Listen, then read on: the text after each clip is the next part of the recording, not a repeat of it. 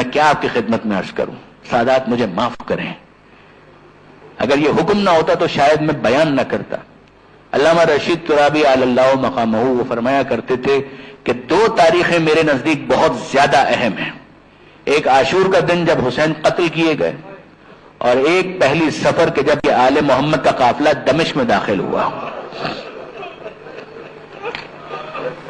غم مسائب کے اعتبار سے جتنی اہم وہ تاریخ ہے، تقریباً اتنی ہی اہم یہ بھی تاریخ ہے۔ یہ سفر کا آغاز، سفر کے مہینے کا آغاز کہ جس میں آل محمد کا 3 دن تک تو انتظار کروایا گیا۔ پیغمبر اکرم کے ایک صحابی ہیں جن کا نام ہے سہیل ابن سعد الساعدی، ان کا تذکرہ ملتا ہے۔ آپ کو یاد ہوگا میں نے امام حسین کے اس خطبے کا حوالہ دیا تھا جو عاشور کے دن امام نے ارشاد فرمایا تھا کہ جاؤ جا کر پوچھو، حسن اور حسین جوانان جنت کے سردار ہیں، سہیل ابن سعد الساعدی سے پوچھو، یہ نام لیا امام نے، یہ پیغمبر اکرم کا بوڑھا صحابی ہے۔ بعض علماء کے مطابق یہ آخری صحابی ہے جو اس دنیا سے رخصت ہوا۔ وہ کہا کرتے تھے کہ اگر میں اس دنیا سے چلا گیا تو پھر کوئی ایسا نہیں پاؤ گے کہ جس سے براہ راست سن سکو کہ قال رسول اللہ۔ بوڑھا صحابی، آل محمد کی محبت دل میں ہے، بہت معروف صحابی نہیں ہے، بوڑھا صحابی، غیر معروف صحابی مگر ہے صحابی۔ 88 ہجری میں بعض علماء کے مطابق ان کی وفات ہوئی ہے۔ 61 ہجری کا واقعہ ہے کربلا کا، اور 61 ہجری کے سفر کے مہینے میں یہ لٹا ہوا قافلہ کوفہ سے پہنچا، دیار بدیار پھرایا گیا، اور اس کے بعد یہ کوفہ سے کربلا، اب کوفہ سے شام پہنچا، اور بیت المقدس میں آئے ہوئے تھے سہیل ابن سعد الساعدی، وہ یہاں پر پہنچے ہیں۔ اور جب وہاں پر پہنچے ہیں تو سہیل بیان کرتے ہیں کہ میں نے دیکھا کہ دمشق کی گلیوں کو سجایا جا رہا ہے، آئینہ بندی کی جا رہی ہے، سڑکیں آراستہ پیراستہ، لگ رہا ہے کہ جیسے جشن منایا جا رہا ہے۔ میں نے کسی سے سوال کیا کہ یہ کون سی عید ہے جو اہل شام منا رہے ہیں کہ جن کے بارے میں مجھے پتہ ہی نہیں ہے؟ تو کسی نے کہا کہ آپ ہیں کون؟ کہا کہ میں اللہ کے رسول کا صحابی ہوں، میں نے اللہ کے رسول کی زیارت کی۔ اب وہ کچھ افراد کہ جو آل محمد سے کچھ متعارف تھے، ان سے کسی نے کہا کہ اے صحابی رسول، کیا آپ کو حیرت نہیں ہوتی کہ آسمان گر کیوں نہیں پڑتا، زمین پھٹتی کیوں نہیں؟ کہا ہوا کیا، بتاؤ تو صحیح۔ کہا کہ یہ عید اس لیے منائی جا رہی ہے کہ جس رسول کے آپ صحابی ہیں اسی کے نواسے کا سر لایا جا رہا ہے، اسی کے نواسے کا سر لایا جا رہا ہے، اس لیے یہ عید منائی جا رہی ہے، یہ جشن منایا جا رہا ہے۔ جناب سہیل ابن سعد الساعدی کہتے ہیں انا للہ و انا الیہ راجعون، اور اب اس کے بعد گردن جھکاتے ہیں، کہتے ہیں کہ کوئی مجھے بتائے تو صحیح کہ وہ قافلہ کہاں سے آ رہا ہے، کہ وہ اس طرف سے آ رہا ہے۔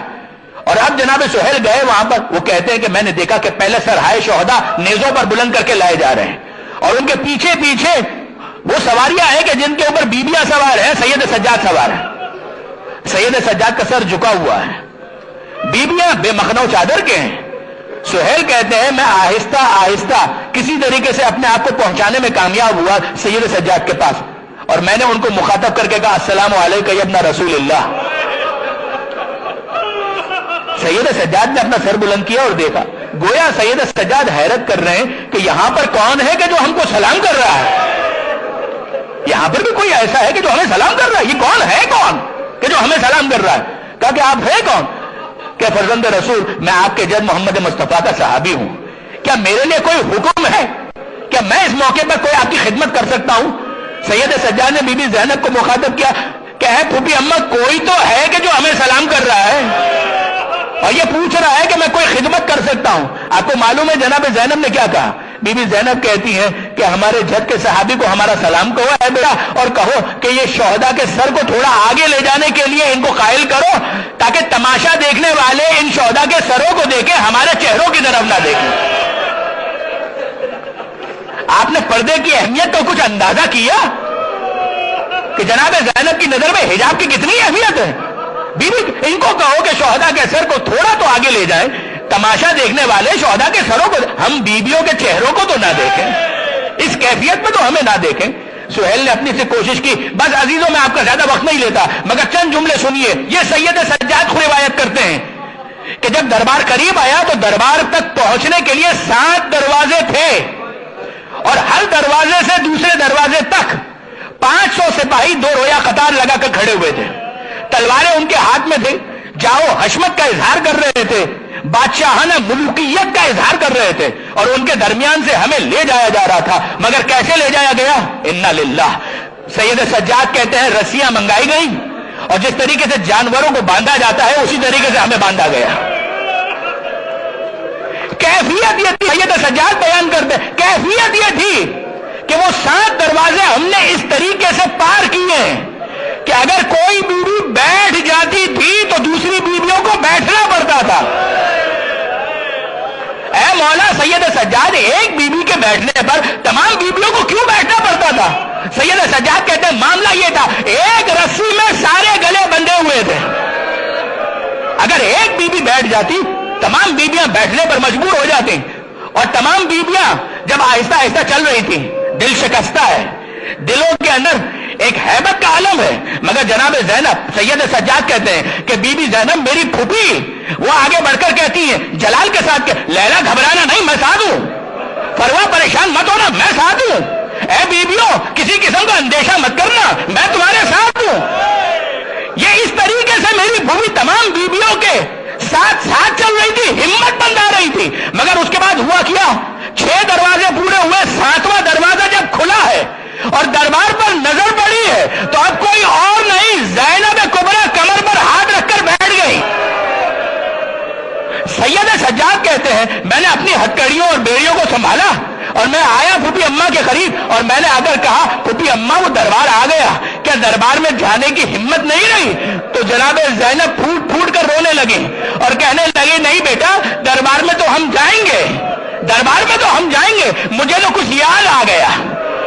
سید سجاد کہتے ہیں میں نے پھوپھی اماں سے پوچھا پھوپھی اماں کیا یاد آ گیا؟ زینب کہتی ہے بیٹا 21 رمضان تھی، بابا کا وقت آخر تھا، بابا نے مجھے اپنے قریب بلایا، زینب ادھر آؤ۔ آخری بات جو بابا نے میرے کانوں میں کہی وہ یہ تھی، اے میری بیٹی زینب، شام کے دربار میں جانا لازم ہے، شام کے دربار میں جانا لازم ہے۔ بیوی کہتی ہے میں نے کہا بابا وہاں تو نامحرموں کا مجمع ہوگا نا، وہاں میں کیسے جا سکوں گی؟ اس وقت میرے بابا نے کہا زینب پریشان مت ہونا، میں ساتھ رہوں گا، میں تمہارا ساتھ دوں گا، بس بیٹا سید سجاد میری نگاہیں میرے بابا کو تلاش گئی ہے، مجھے اتنا موقع دو میں نجف کا رخ کر سکوں۔ نجف کا رخ کر کے کہنے لگی یا علی مدد، بابا آپ نے وعدہ کیا تھا، یہ دربار میں جانے کا موقع آ گیا۔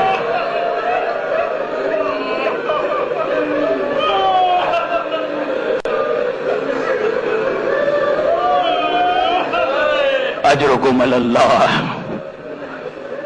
الا ولعنۃ اللہ علی القوم الظالمین۔